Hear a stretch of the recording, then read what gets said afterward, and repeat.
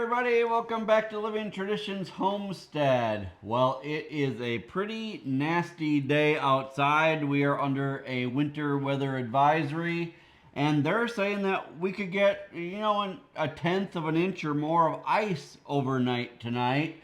So it is a great day to be inside, and because we have the wood stove going, it's a nice, comfortable 82 degrees in the house, which has us thinking about summer projects. Yeah, over the next 3 days, we're going to have rain, ice, and potentially snow, all like within the course of a few days.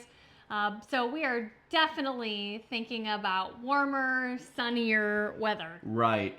Today, we actually are going to be doing some planning for the upcoming greenhouse season. Here on the homestead, we have two main areas that we grow vegetables in. We have our greenhouse, and then we have our outdoor summer garden. The greenhouse can actually be planted about a month earlier than the outside garden. So today, we need to really focus on thinking about what we're going to be planting in the greenhouse for this upcoming season. There are some plants that we have realized over time that do better in our summer sun and heat in the greenhouse where it's under a shade cloth versus out in the open in the main garden area.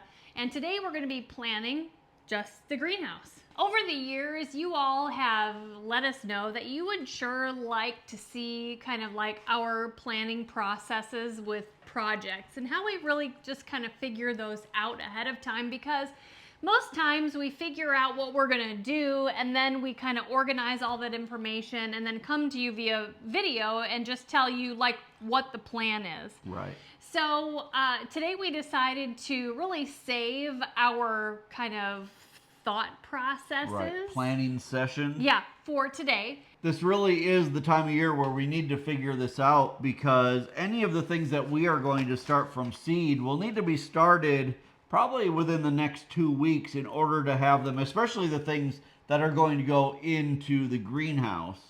The greenhouse typically gets planted almost a month before the outside garden, which gives us a real jump on the growing season. Over the last few years, there are things that we have figured out really do better in the greenhouse, and then there are things that we really still enjoy growing outside in the garden as well. So we need to figure out today how many of each of those things we want to grow, the varieties and all of that.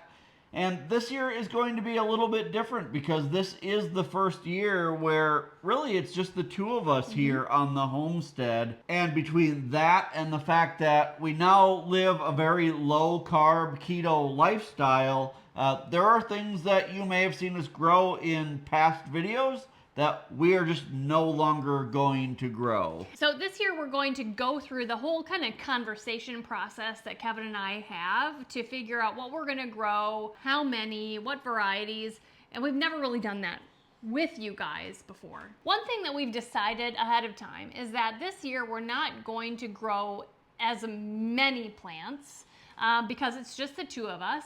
And we are going to do different spacing this year. And we also decided, actually last fall, that we're really going to stick to the basics with some of the types of plants that we grow. Yeah, over the last few years, we've really done some experiments with things like tomatoes and peppers and green beans and some of the kind of basics. We've tried new varieties. Some of those new varieties have become our favorites. But a lot of those new varieties have just solidified the fact that we like the varieties that we've always grown. And so this year, we're going to do much less experimenting. And instead, we're going to focus on the varieties that we know do well and really just hone in on those plants. Right. What I want to do first is to make sure we agree on what we're actually going to grow in the greenhouse. We can go over what we grew last year and whether or not we want to do that again. Sure. So, for those of you who don't know, our greenhouse is quite large. It's a 20-foot by 60-foot greenhouse. It has 6-foot, almost 7-foot sides on it, so it's a pretty tall greenhouse as well.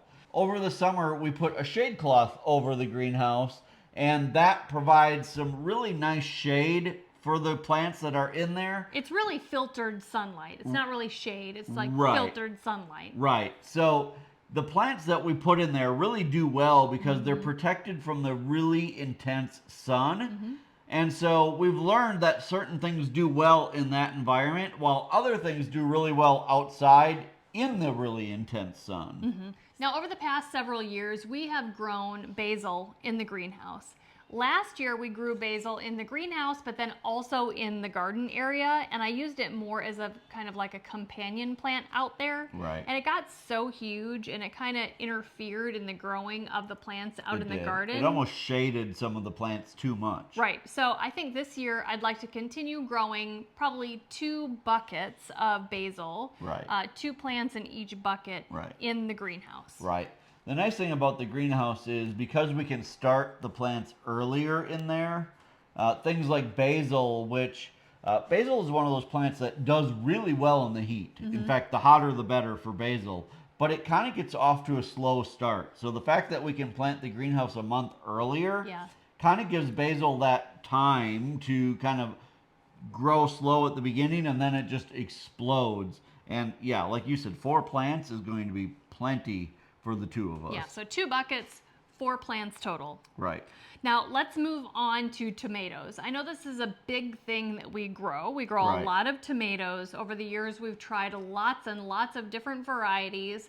Our family or the number of people that we're growing for has changed over the last couple of years. And last year, when we did kind of our tomato review video, we made some decisions and we want to stick with those decisions. Right.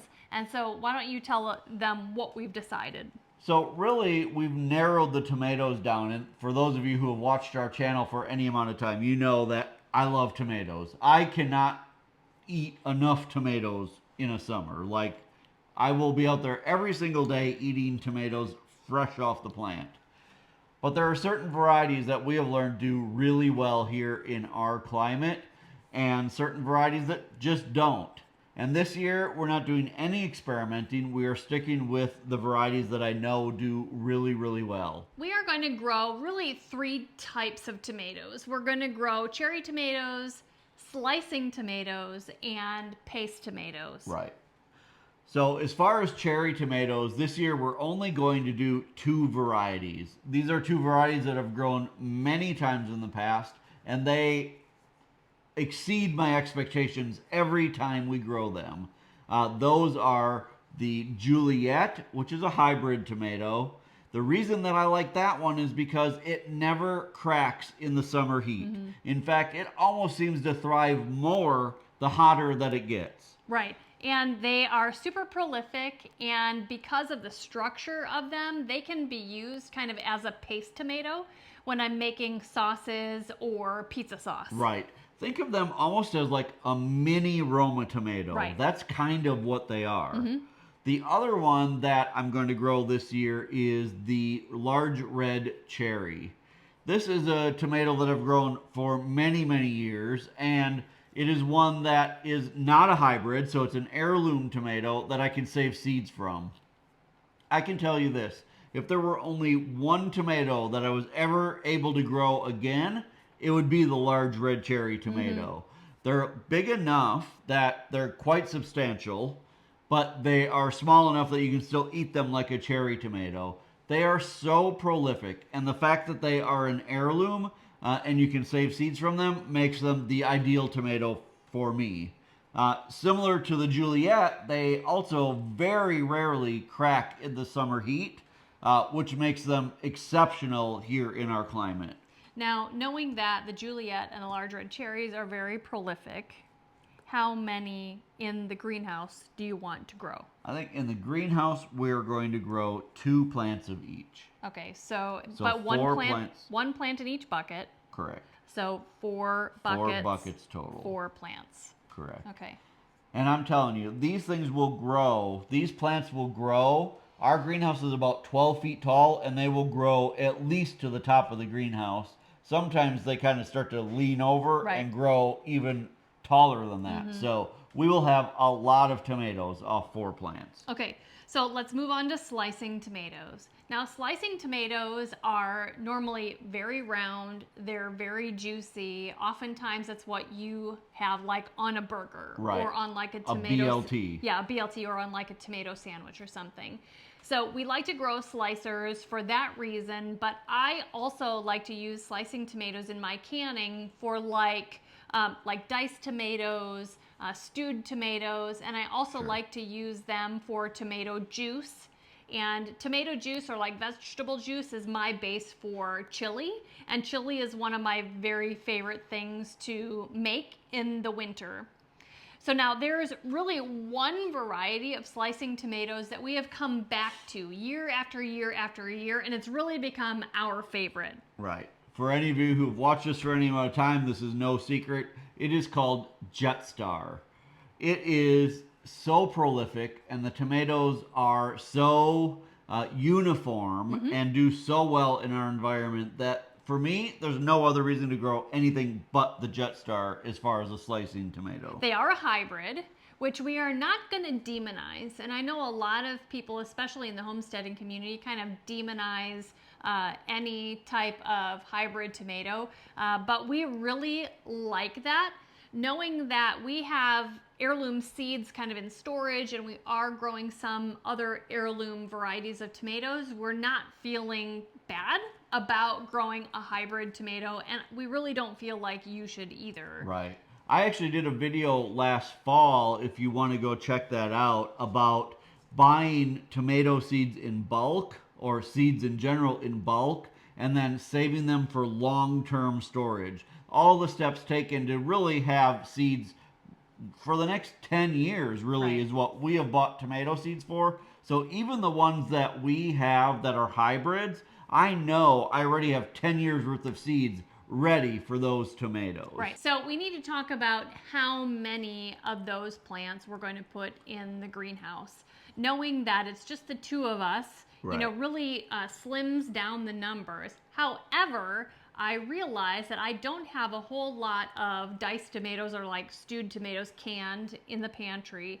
And I only have like a moderate amount of tomato juice or like vegetable juice. Right. So I don't want to go slim this year, but I don't want to go overboard. Right. How many plants do you think that we need? Well, this is also a variety that we like to share with my mom and dad and with our daughter.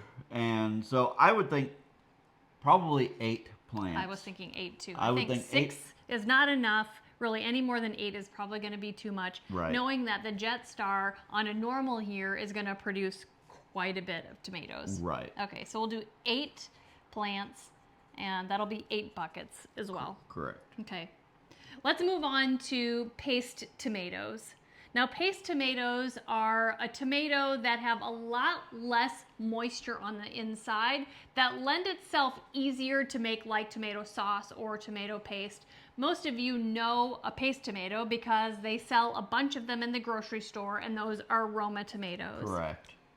Roma tomatoes, if you've ever bought them in the store, you know when you cut them in half, they're very dry on the Right. inside. They're great for things like making pico de gallo or anything else that you don't want a lot of tomato juice in.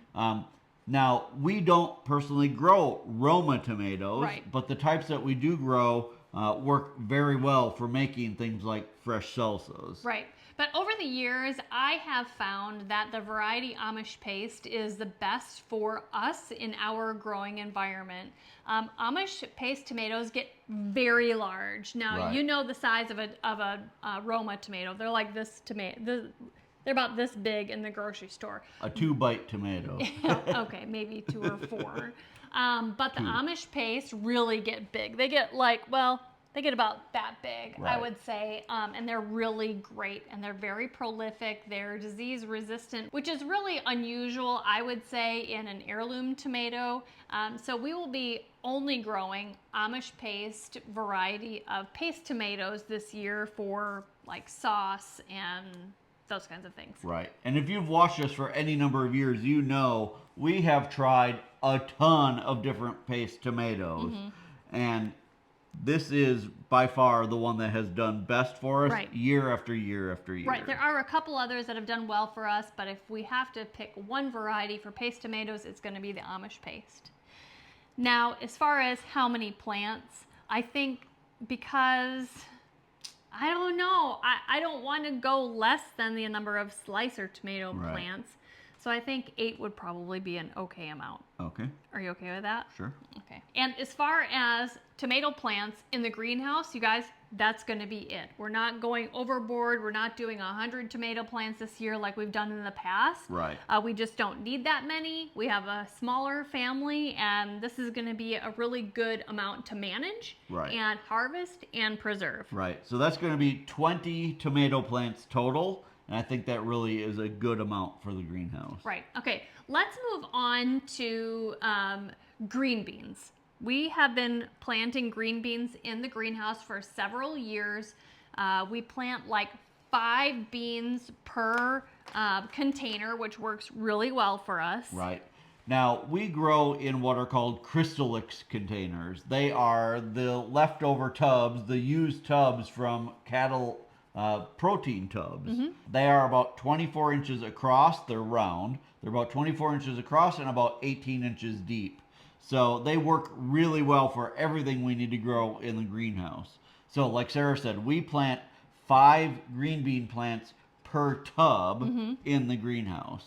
Now, this year, I think we're going to do something a little bit different than last year. We do want to grow green beans in the greenhouse, but we're also going to grow some out in the garden and the raised beds. Right. The reason we really like to grow green beans in the greenhouse is because they come on so early. Right. And they really satisfy that urge and the desire to have fresh green beans. Right. I'll tell you this.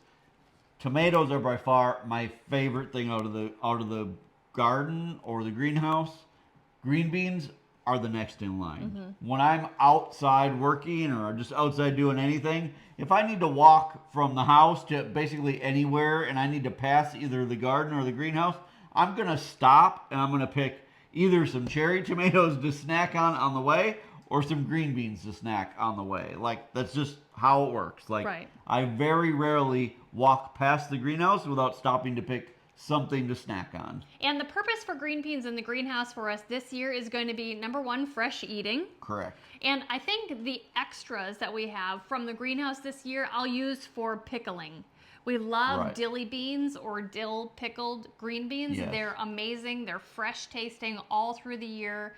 And then I'll leave the green beans that we're going to grow out in the garden for canning because we Correct. could use some more canned green beans. We're 100% out. Correct. So I think last year we did 6 tubs, 30 plants in the greenhouse, but we did them in 2 separate sections. So we did really 12 buckets total. Okay. I think that was a bit too much for the greenhouse, especially since we're also going to grow them outside. But I think we could do 8 buckets in the greenhouse this year all at once Okay. so that we really have plenty to pick Right. all at once. Now, again, the nice thing about the greenhouse is they are about a month earlier than outside. So just about the time that the ones in the greenhouse are kind of finishing up, the ones in the garden should hopefully start Right. taking off. Now, why don't you talk about variety? Now, this is one of those things that last year we did an experiment and we've actually changed our minds about. We have always grown the contender green beans. In our opinion, they were the absolute best green bean we could find. But a lot of you recommended that we start growing a variety called Jade. I'll be honest, I was very reluctant when we started them last year. They started a little bit slower than the contender, and I thought to myself, I'm not sure these are going to be very good. But once they started to produce, you guys, they produced so well. So this year, we are only going to be doing the Jade green beans, and we are actually going to not do the contender green beans at all. Right. The beans themselves were longer than the contender beans, and they were a little bit thinner, which made them be a little bit more tender. They were Right. not stringy at all. Right. And they really had 2 nice flushes of beans, which is Right. really consistent with how bush green beans or snap beans grow versus the vining ones. But they were a long harvest for each flush of green beans, and the Right. beans themselves were amazing. Right. So we are giving up on the contender green beans that we've done in past years, and this year we are only going to be doing the jade green beans. So 8 buckets of 5 in each. Correct. Will be 40, and that should be plenty for us for fresh eating and for pickling. Correct. And then whatever we decide to do out in the garden will be for canning. Right. So next up is going to be peppers. Last year I grew a ton of spicy peppers. So this year we really don't need to grow as many because Sarah made a ton of hot sauce, which is really the main reason we grow spicy peppers is to make hot sauce. And Sarah made a ton of it last year, and really it'll be enough to get us through this year as well. Right. And also last year we had a really great bell pepper year, and I was able to slice a bunch of them and vacuum seal them and then put them in the freezer. It was a really productive year last year for bell pepper, so I don't need quite as many this year. However, last year I don't feel like I got enough roasting peppers, like red roasting peppers, so this year I want to make sure to grow plenty of those. One thing that we have already decided for this year is that we are going to decrease the number of plants per bucket in the greenhouse. For the peppers specifically. For the peppers. Last year, and honestly, the last few years, we've grown 2 pepper plants per bucket. And this year, we are going to do just 1 plant per bucket. When we plant them, we always think, oh my gosh, this is too much space, growing space for 1 plant. But then when they grow tall and they bush out, it's been too little space, I think, for 2 plants. Right. So this year we're going to be doing only 1 plant per bucket. Right. So even though we are probably overall going to do less peppers this year, we'll probably use similar amount of buckets because Correct. we're only putting 1 per bucket. Correct. Now let's start with the bell peppers. Okay. Like I said, last year we probably had too many. We don't need a whole lot more this year. So I'm thinking maybe 4 pepper plants for just bell peppers. Okay. Because it'll be mostly for fresh eating Right. this year. So I'm going to say 4 plants. Right. Over the years, I've kind of gone back and forth with which bell pepper I'm going to grow. One is called the California Wonder, and the other is called the Emerald Giant. And I think this year I'm going to try the Emerald Giant again. Right. It does seem to be the kind of thickest of the bell peppers, like the actual thickness of the pepper Like the itself. wall, like the walls Right. of the pepper are And they're nice also- and thick. And they're also nice and flat on the bottoms for things like stuffed peppers, they work really, really well. Right, sure. They're big and they're just kind of chunky and blocky. I really like those overall.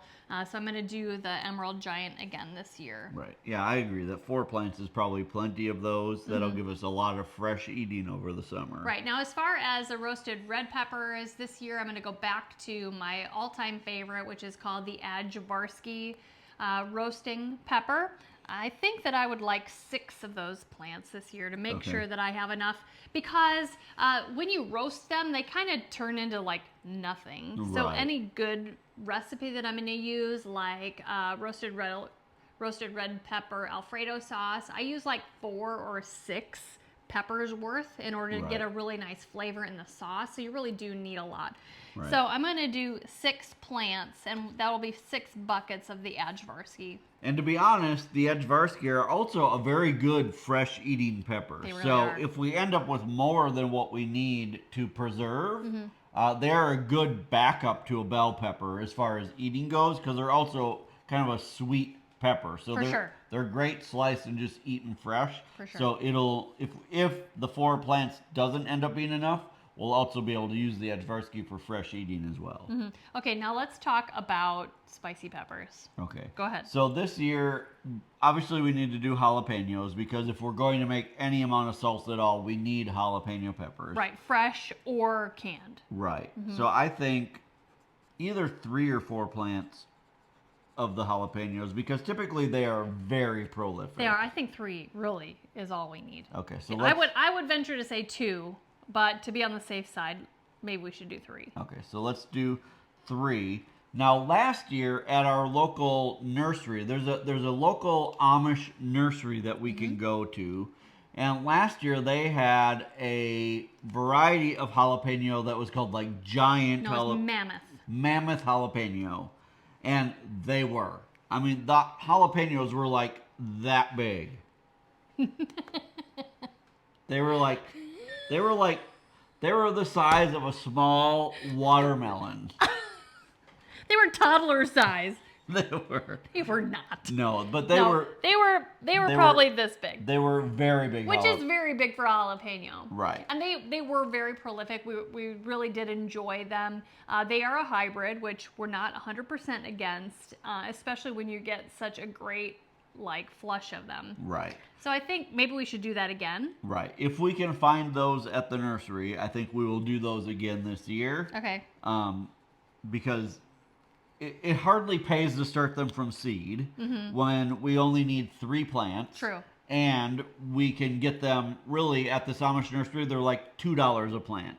So it doesn't really pay to do them from seed when we can buy them so inexpensively and they were so prolific. Okay, so jalapenos, 3 mammoth plants. Correct. What else? Well, I think we also need to do more Tabasco this year. Even though we made a lot of hot sauce last year, I do want to do more Tabasco peppers this year so we can always kind of stay ahead of the curve on those. Okay. The other hot sauces, if we run out of, I'm not so concerned with. But the homemade Tabasco sauce is something that I just really love having. Right. And honestly, sriracha is my favorite hot sauce. And you make those from red jalapenos. So we're kind of satisfying that with the mammoth jalapenos. Correct. Now, last year we had an overabundance of Tabasco peppers. Correct. We had like a gazillion. Right. And so we planted 6 plants last year, and that was too many. Right. So how many this year? 2 or 3. Let's do 3 to be safe, Right. in case And that'll it's a terrible round out year. the jalapenos. Right. True. Mm-hmm. Are there any other spicy peppers that you want? What I think is we should leave a couple buckets just open. Okay. So that when we go to the nursery, if I see something that catches my eye or we see something we want to try, let's leave 2 spaces open so we can just try something new this year or whatever catches our attention. So I'll just put open 2 plants. Right. Okay, just so we keep those available. So we know like last year we had 76 buckets in the greenhouse. Total. I don't think we're going to need that many this year, so we're actually going to take some of those out. But it's good to have the space to write that down so we know, well, let's leave 2 open buckets to put more peppers in. Right. Okay. Is that all the peppers we need this year, do you think? I think so. I do too. Because we don't want to do any peppers out in the garden. Right. Because they just really do better in the greenhouse. With that shade, the nice thing about the greenhouse is in the summer we leave the sides open all the time. So the temperature in the greenhouse is just as hot as it is outside. But because that shade cloth is on there, it really protects the peppers from that intense heat. Right. It protects them from sunburn, which is called sun scald. Right. Which the peppers are even more susceptible to than the tomatoes. Both Right. of them are susceptible to sun scald, but the peppers seem to be more sensitive to it. So the shade cloth is like perfect, and so the greenhouse is perfect for them in the summer. Right. So I think that's it as far as peppers go. Okay. The last few years we have grown cucumbers, and we've grown them up kind of a cloth mesh trellis. Right. Do you want to do that again? Yeah, absolutely. In fact, the just like some of the other things in the greenhouse, the cucumbers, because we can start them a month early, it really gives us a jump start on the season. And it lengthens the season. Right. By the time that the cucumbers are really even starting to come up out in the garden, we're almost harvesting them in the greenhouse. Now, last year we grew Wisconsin pickling cucumbers in the greenhouse up that fabric trellis. Right. Is that what you want to do again? I think so. I really liked them. They were really good. Okay. They were good not only as small, like pickling sized cucumbers, but they remained good even at like a good slicing size. Okay. Last year we also did 4 buckets, 2 on each side of the trellis and 2 plants in each bucket. I felt like that was too many plants growing up the trellis. Correct. I think this year let's still do 4 buckets, 2 on each side of the trellis, but only 1 plant per bucket. This year, I think we should expand a little bit by buckets. I think Okay. we should do 6 buckets, Okay. 1 plant in each bucket, Okay. and then we'll have 3 on one row, 3 on another row growing up the trellis. Okay. Yeah. I think that's fine. So 6 plants total. 6 plants total. So we'll just have to make our trellis bigger. Yeah, longer. Correct. That's fine. Okay. All right. Okay. And then I think the final thing in the greenhouse is zucchini. Now, overall, in our area, zucchini only does okay, regardless Right. of whether or not it's in the greenhouse or outside in like the garden area. And there are 2 main reasons why they only do okay here. The first one is the squash bug pressure here is really intense. Right. And so we kind of have to do multiple plantings because shortly after the first fruits start like ripening, the squash bugs attack and kill the plants. And so then we pull the plants, plant again, and we can do like 2 or 3 rounds of that and get a decent amount of squash. The other thing that really plagues zucchini plants here, and really any squash plants and melons, is powdery mildew. Last year we did have powdery mildew in the greenhouse on the zucchini plants, and so that makes it tough here also, regardless of if it's in the greenhouse or out in the garden space. Right. We've also, in the past, done other types of summer squash, like the lemon squash, which we really do like, and the yellow zucchini squash, which we also do like. But they seem to get even more of the bug pressure. Right. So this year we've decided that we're just going to do zucchini, green zucchini, normal old zucchini. Because they're just good all around. Right. They're good for everything that we want to do. Fresh eating, turning into zucchini noodles. Because we don't eat pasta, we do a lot of zucchini noodles. Right. They're just good for everything that we want to do.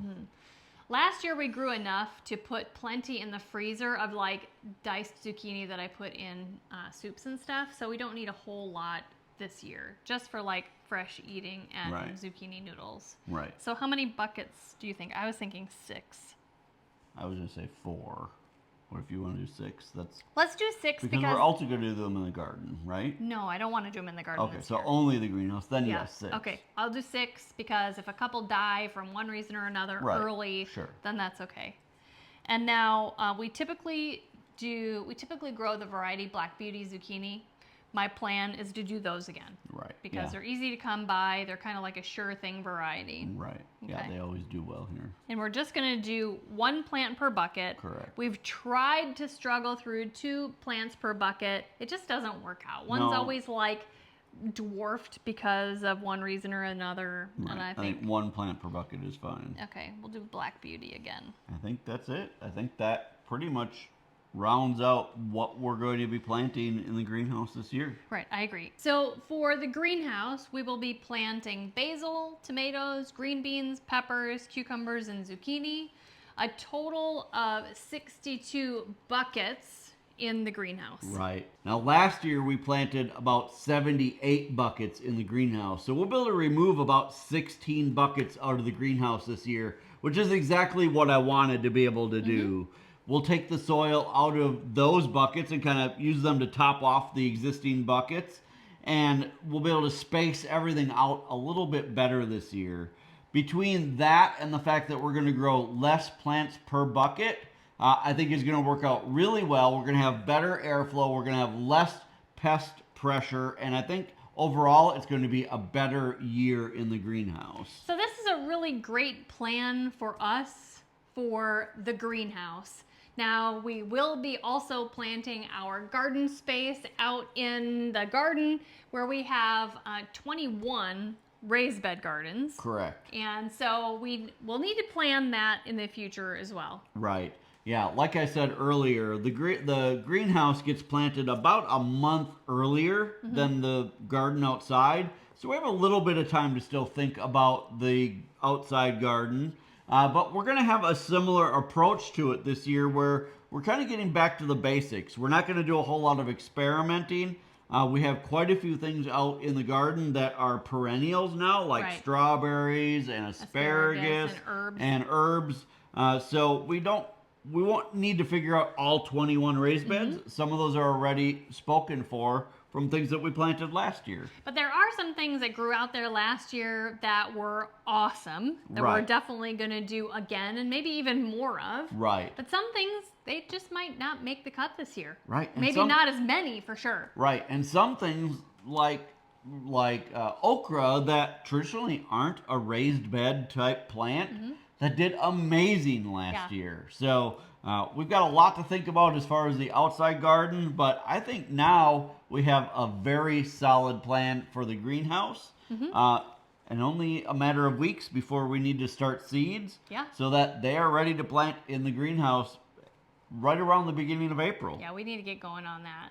So I am very confident in this plan for the greenhouse. It's making me even more excited for spring and for summer. You guys, I hope you enjoy seeing videos like this where we just kind of sit down together and figure out what we're going to do, this year. It's hard this time of year. It's February. Here in Missouri, this is really one of the most wintry months that we have. January and February are our two worst months as far as winter. So it's hard to be in the summer mood. But if you're not starting to think about this stuff now, you're going to be behind the ball when it comes time to plant all of these plants. And I know that this is really kind of a different type of video that we normally produce and show to you guys. But over the years, y'all have wanted to know like how we just figure things out. And so I wanted to make sure to bring you this video where we're just kind of figuring it out together.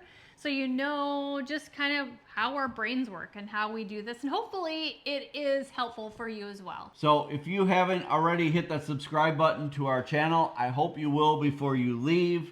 Remember that the absolute best way that you can help our channel is just by sharing this video on your social media so that maybe others who have similar interests might learn as well. Until next time, thank you so much for stopping by the homestead. Take care and God bless. God bless.